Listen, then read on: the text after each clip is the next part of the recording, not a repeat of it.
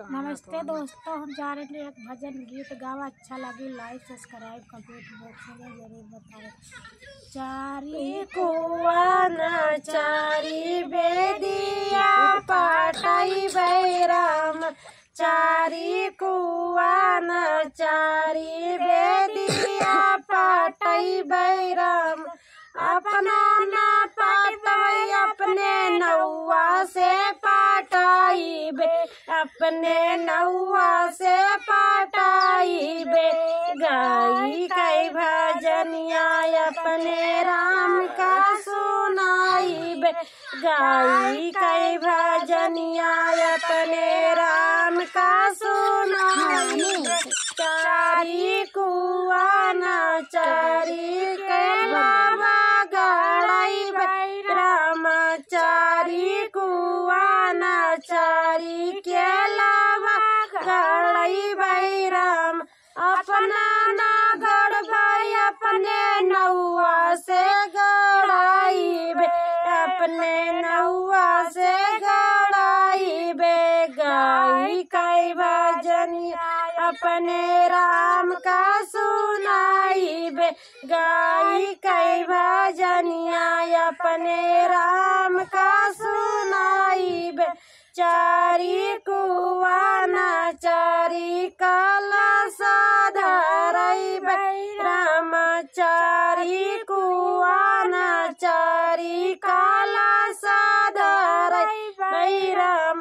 अपना ना धर भाई अपने कुंवारा से धराई बे, अपने कुंवारा से धराई बे।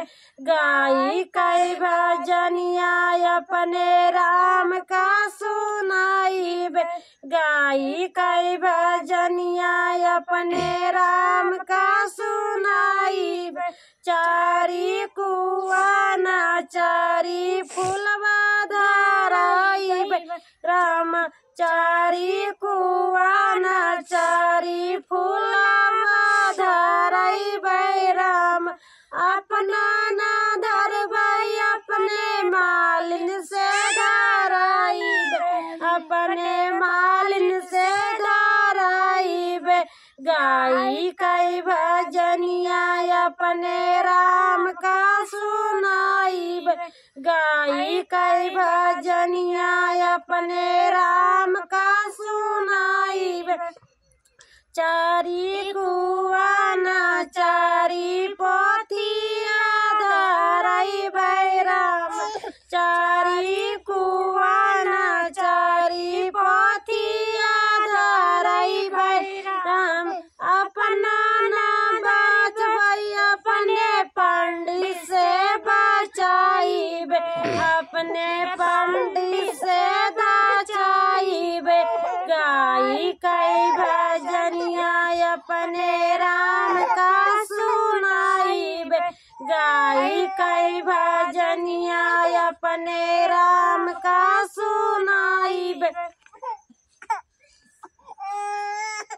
अम्मी वाली हमारे देखा